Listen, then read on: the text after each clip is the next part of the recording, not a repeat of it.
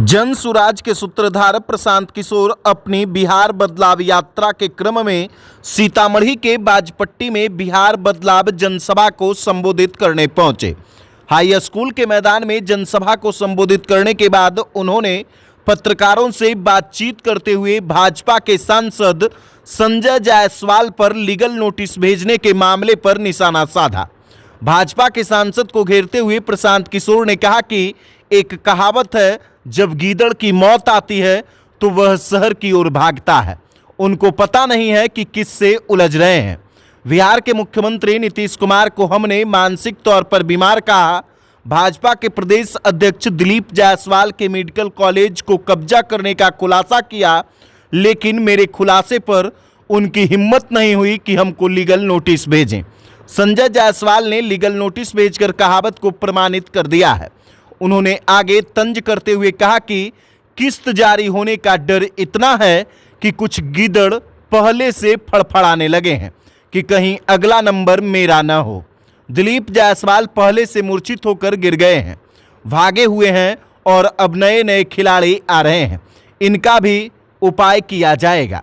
वहीं प्रशांत किशोर ने राजद के राज्यसभा सांसद संजय यादव द्वारा उनको भाजपा की बी टीम बताने पर भी पलटवार किया। उन्होंने कहा कि संजय यादव हरियाणा के यादव हैं, बिहार के हैं भी नहीं, और चाहते हैं कि बिहार को अपने हिसाब से चला लें। हरियाणा का आदमी बिहार पर राज करना चाहता है, जैसे अमित शाह दिल्ली में बैठकर सोचते हैं कि बिहार को चला लेंगे। उन्होंने सवालिया लहजे में कहा कि दिलीप जायसवाल को हमने मूर्छित किया, मंगल पांडे का पर्दाफाश किया, अशोक चौधरी को दबाया, अब संजय जायसवाल भी प्रशांत किशोर से लड़ रहे हैं।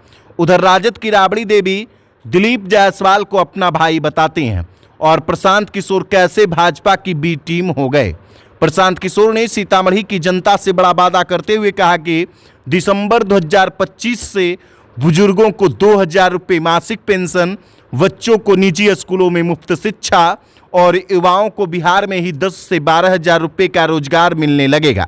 देखिए सीतामढ़ी में प्रशांत किशोर क्या कुछ कह रहे हैं, वह आप खुद सुनिए। एक कहावत है, जब गीदड़ की मौत आती है तो वो शहर की ओर भागता है।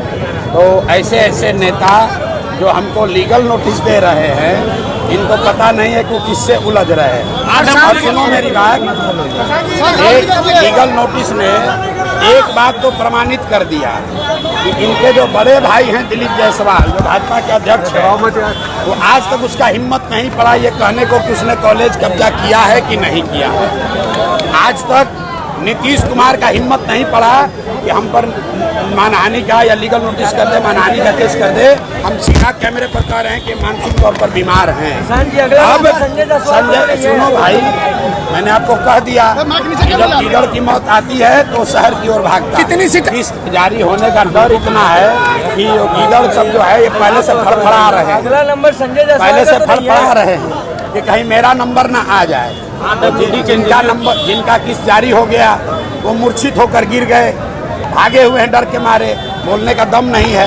अब नए नए खिलाड़ी आ रहे हैं, इनका उपाय किया जाएगा। जो बात हम कह रहे हैं वो बात पूरा बिहार कहेगा। तेजस्वी यादव क्या, मोदी भी कह रहे हैं। पहली बार मोदी भी आकर ट्रेन की बात कम कर रहे हैं, हिंदू मुसलमान की बात कम कर रहे हैं, पलायन की बात कर रहे हैं। क्योंकि ये प्रशांत किशोर की ताकत नहीं है, ये लोगों की ताकत है जिसको जन सुराज ने जगाया है। आज देखो, जो नीतीश कुमार 20 बरस से 400 रुपया से पेंशन बढ़ाकर 410 नहीं किए, वो आज 1100 रुपया मिलने लगा।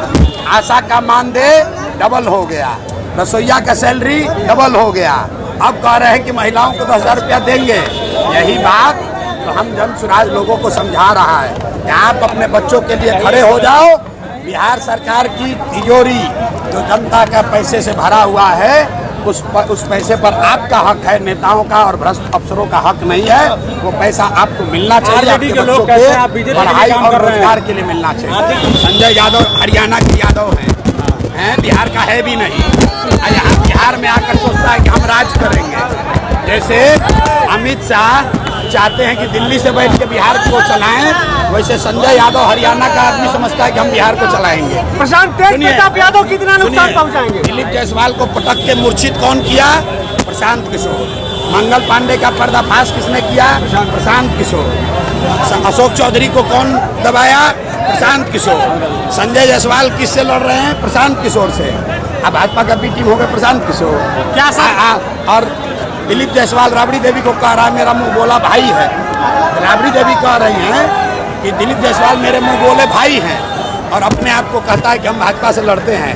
मुसलमानों को भ्रम में डालना बंद करो, डराना बंद करो।